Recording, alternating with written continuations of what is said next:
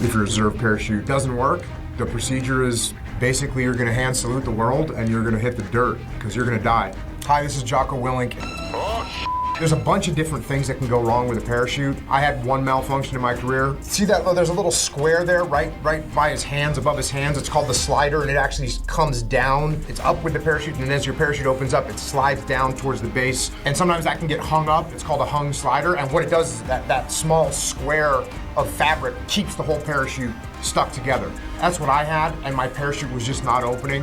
What do you do when your parachute doesn't open? You follow the procedures. You know, we train really hard to know what the procedures are. There's some things that you can do, some procedures you can do to try and get to clear that malfunction. So in my case, I was pulling on the risers to see if I could get that slider loose to start to come down. It wasn't working. I'm checking my altimeter because at 1,900 feet, I said, okay, this parachute isn't gonna work.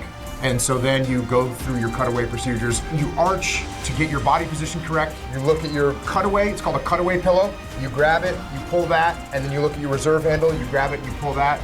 The first one cuts away your main parachute so that it's not gonna interfere with anything. And there's actually a mechanism that when you cut away your main parachute, it starts to deploy your reserve parachute, so sometimes you don't even need to pull the ripcord. Hopefully you get a good solid shoot at that point, which I'm sitting here today, which means my reserve parachute worked, thankfully. But if you're going terminal velocity and you hit the ocean, the ground, it doesn't really matter, you're dead.